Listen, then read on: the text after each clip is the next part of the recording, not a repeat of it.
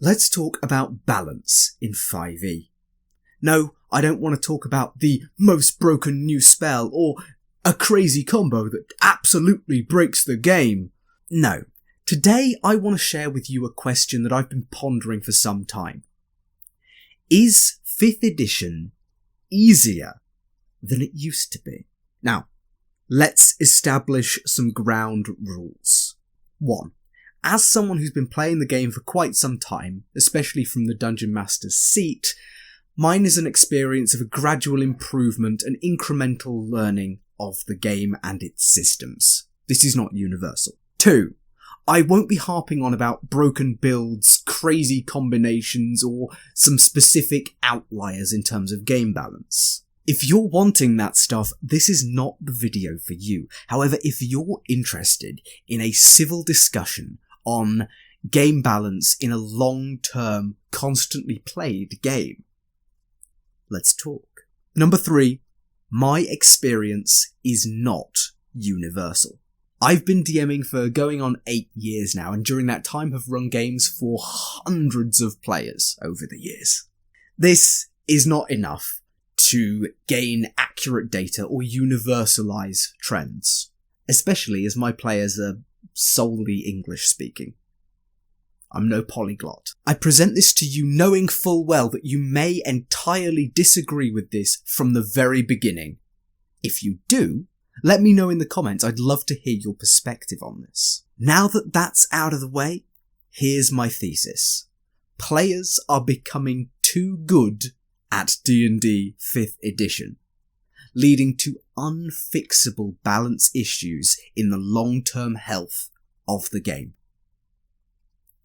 How is that for a hot take? Let me explain. Dungeons & Dragons has 2 player roles.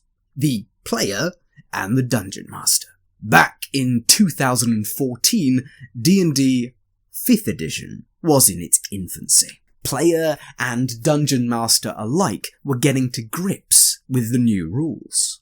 Nobody was particularly good or knowledgeable at any aspect of the game yet. Very few people had full mastery of running the game, not least because it took about 6 months after 5e's initial starter set release for the DMG to come out. We often mistakenly assume that D&D as a skill requires one person to be skilled. Of course, in the game's design, one person does hold all the requisite hidden knowledge and has absolute authority over the rules and scenarios in the game. Yet, if we include playtesting periods, folks have been DMing this game for 10 years. A decade. These DMs' experience is of course valued. They are expected to have gained a mastery of the game, its systems, and all of the intricacies and monsters therein. Why do we forget that players have been playing it just as long, and have been trying to master it just as long? Once a player has cast Lightning Bolt on a shambling mound, or seen a troll's reaction to fire, they've learned something. These motes of learning become experience. Once a player's first character dies or retires, they gain experience in crafting a new story, crafting a new character. And once a player's been told, hang on, you actually need a free hand to make that grapple, that experience sticks with them. They learn from it. Usually. On both ends of the DM and player spectrum, we learn more and know more the more we experience the game. Players will gain experience with every choice they make and see the consequences of, just as Dungeon Masters gain experience with every single heated rules debate at the table. So that's kind of how players get better at D&D, right? But surely that doesn't affect new players. I claimed earlier that I believe all players are better at playing the game than they used to be. How can that be? It's no secret to say that there is more D&D content floating about on the internet than there has ever been. And despite what sees best efforts, 5e is still just about the game du jour in the tabletop role-playing space. But what has this glut of content got to do with the game's balance? Everything. Where new players' first introduction to D&D used to be a friend saying, "Hey, do you want to join the table? We're having a one-shot." Now, players tend to come to the game with a lot more knowledge. They have pre-loaded preconceptions, born from YouTube, from TikTok, even Critical Role itself. Of course, this is not an issue. Having a better idea of what you're signing up for, and whether you're going to enjoy it, can only be a good thing. And of course, this somewhat eliminates some of the difficult hand-holding to get through explaining exactly how the system works to a complete fresh-faced beginner. But you see, actual plays aren't the only thing out there. They're not the only thing that people are learning this game from. How we and how new players create characters is fundamentally changing. No longer do people look to the creating a character section of the player's handbook, however outdated that may be. Searches for D&D builds, powerful D&D builds, best D&D builds are on the rise. Now, I am a recovering Hearthstone player. In that game, it was very common practice for individuals to search the top decks, the meta decks, and build those, and use those in their games, especially as the game grew in popularity and grew in complexity. People, of course, would rather get something from the internet than risk building something that is inherently flawed or bad.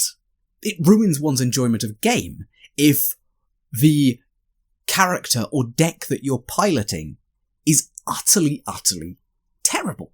This, of course, is also true with 5th edition. D&D builds litter YouTube, forums, and the entire internet. There are subreddits dedicated to creating characters, and there are entire websites dedicated to giving people leveling guides, or spell selection guides, or giving entire 1 to 20 builds. Thanks to creators such as Treant Monk and Pack Tactics, the knowledge base of players is rapidly improving. And players understand intuitively far more about the intricacies of the system. And heck, even new players have the ability to pick up brilliant and powerful character concepts from creators such as D&D Shorts and D4 Deep Dive. So where's the harm in all this? People who need it are able to bring powerful builds straight to the tabletop for far less effort than having to create it themselves. This can only be a good thing. It leads to the democratization of our hobby, and means that people without much time or with limited effort to learn a new system can actually get out there and start playing. Heck, it lowers the barrier to entry to this historically quite gatekeepy hobby. It's a simple fact that the optimizing community is constantly altering, iterating, and, well, optimizing their creations and strategies. Treant Monk's wizard spell ratings are still one of the first resources I go to when figuring out spell selection, and Pack Tactics and tabletop builds are filled with intriguing discussions on some of the more intriguingly broken things in D&D 5th edition. But as a DM, I've started to see more and more of these optimized builds sneaking their way into my games. It's always innocuous, and almost never detrimental. A player comes along with an optimized build created by someone else, and brings an interesting twist to the character through roleplay, and helps the team as a genuine asset. But I can't escape the creeping feeling that the characters at my table are getting stronger. I suppose that's the core of this video, really.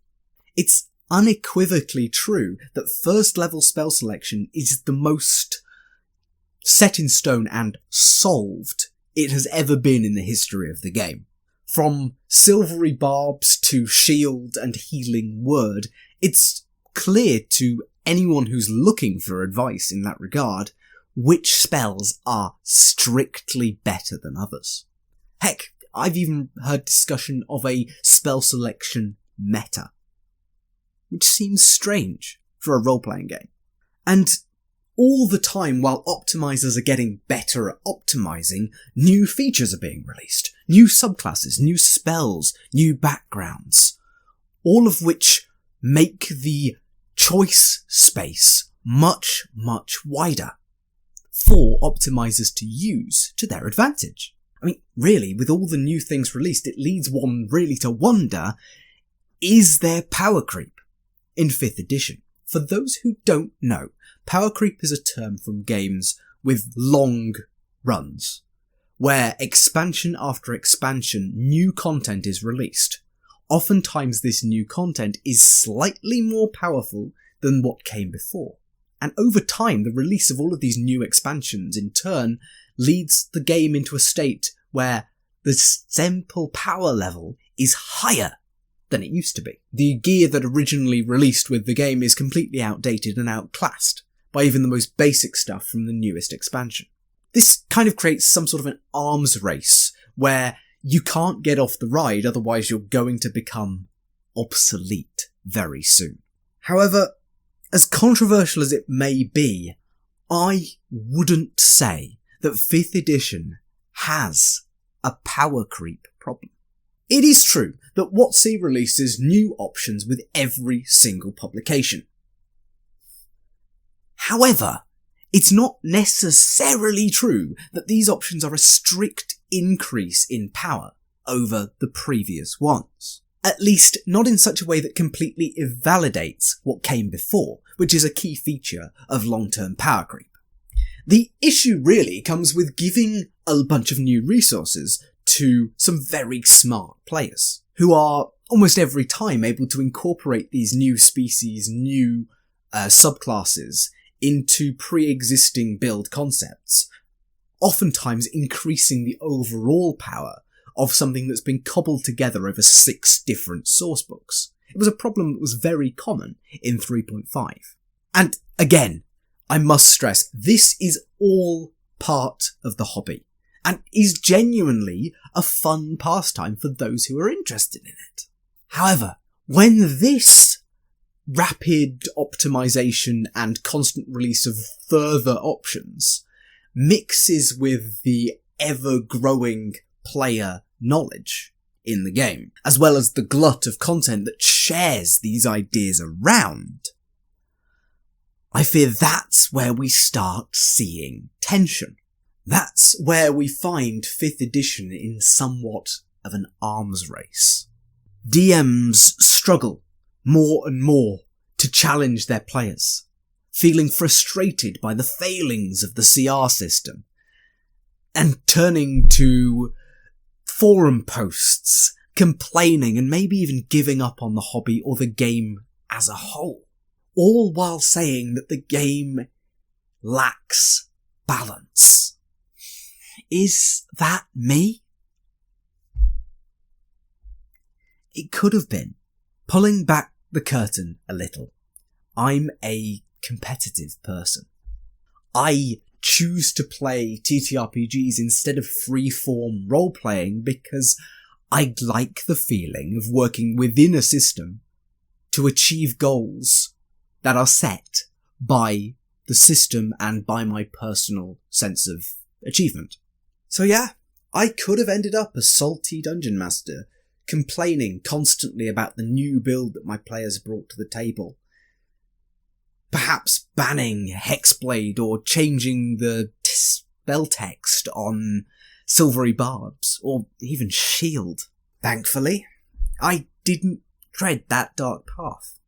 Instead, I thought some more about what was feeling off in my current experience of 5th edition. Then it hit me. It's all Matt Mercer's fault. Of course, I'm being provocative. What I mean is this. It's not that we're better at playing 5e than we used to be. I think I may be worse at playing 5th edition than I was in the halcyon days of 2016. And that's the point. I think that's the cause of the rub that I've been feeling, this problem that I've faced of more and more powerful characters needing tougher and tougher challenges, comes, I think, from a communal abandonment of the game's balance. At least, in the style of game that I have experienced most often. Your mileage may vary. Let me just ask you this. When did you last use 6 to 8 enemies across a single adventuring day? Why do you insist on utilising a BBEG? A single boss monster who's the coolest and the villain for your campaign. That's nowhere in any of the core books or any of the DMG advice. Why are players so invested in their personal stories? Their narratives and character arcs that they want to explore? Alongside, of course, the grander narrative of the campaign. Because D&D 5e in 2023 is a fundamentally different game to how it was in 2016. Not literally, but it is true that our sensibilities and our expectations are different. Folks commission art before their character has even advanced a level. People have detailed plans for their future level ups, incorporating feats, which have always been an optional rule. We want our characters to grow with us, to reflect us, and we use them to explore our own connections, our own emotions, and even our own trauma. And my goodness, if this isn't exactly what I love about how many people currently play 5e. And again, I know that this isn't entirely universal. There are people in the old school role-playing community who are currently shouting at their screen, urging me, begging me to play anything else. But for those of us who've been brought into this hobby by watching actual plays, this just makes sense. Indeed, even those players brought in from stories told to them by their friends of how cool their game is, or TikToks about the crazy thing that happened in this game or that game. They've all shared it. We've all been brought into the hobby, all of us storytelling theatre kids at least, by hearing awesome tales of high adventure, narrative arcs fulfilled, betrayal, grand villainy, and cinematic narratives.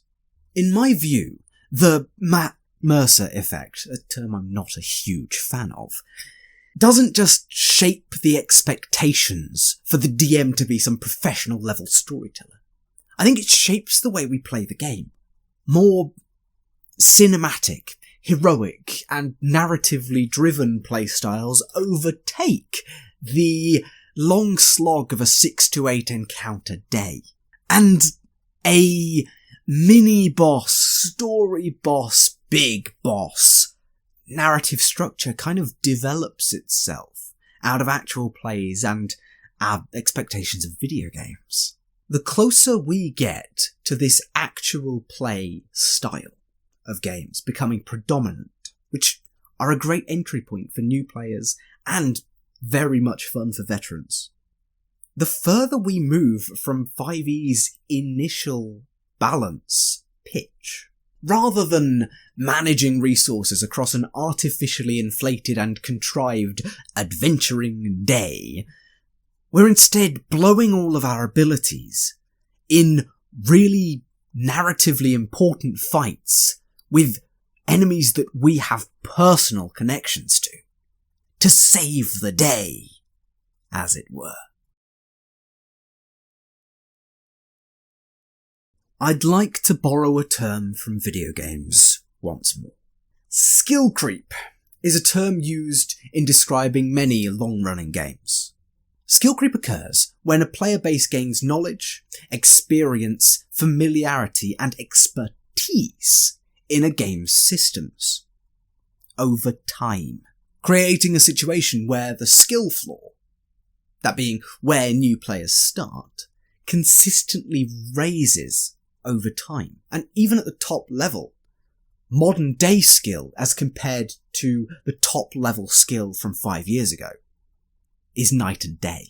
This can be seen as part of the natural life cycle of any long-running live service game, and is only really a problem if significant and sufficient tutorial content does not exist to catch new players up to the new skill floor. If content isn't being shared online about the game, if player understanding isn't generally broadening among the community.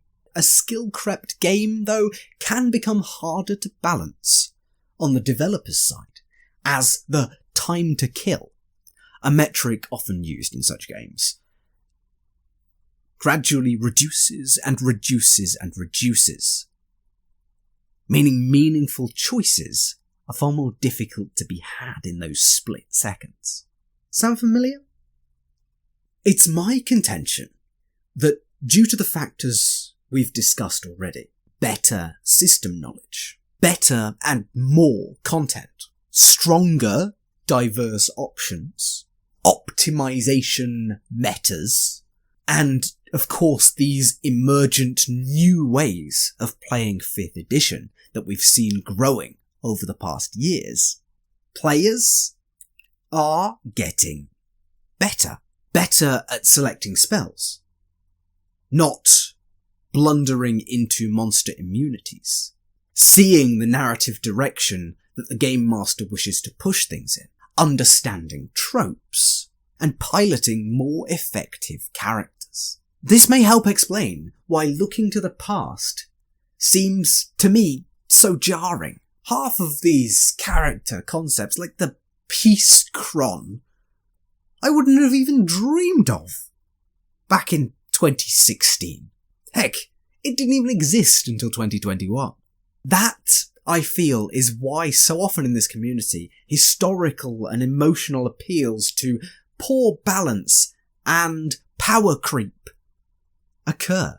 A kind of nostalgia to when 5th edition felt a little more like classic D&D and a little less like a superhero fantasy game. Nonetheless, though, I love what 5e has become. It allows me to throw liches at first level parties and have them care enough not to run away. Spook them and freak them out with hag covens at level 3, with personal ties to each of their motivations. I hope 1D&D fixes the messaging of 5e. As it is, the DMG says one thing very, very clearly, and the community plays the game entirely differently.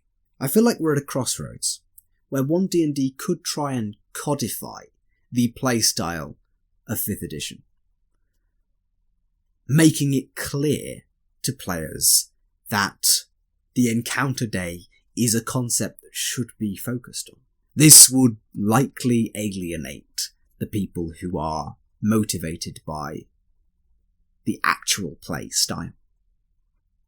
Or 1D&D could lean into this more cinematic superhero fantasy that was always a part of 5e's design, but has become an emergent and dare I say, majority trend amongst how we play the game now. In any case, balance and the discussion of it is significantly more complex than many people assume. It relies on a multitude of factors, and it's not always someone's fault. Food for thought, I hope. Thank you for watching. I know this has been a bit of a strange video, a little bit introspective. For those of you who've stuck around till this point, thank you sincerely, from the bottom of my heart. It would mean an awful lot to me if you subscribe to let me know that you're enjoying this slightly more introspective, pulling back the curtain style of video. But with that said, I hope you've had a good time. I hope I've given you something to think about. And please, feel free to sound off in the comments, because I've got a sneaking suspicion that there's going to be a lot of people who disagree with something I've said over the course of this video. In any case, I'm Tom, otherwise known as the Grungeon Master. Thank you for watching, and I'll see you in the next one.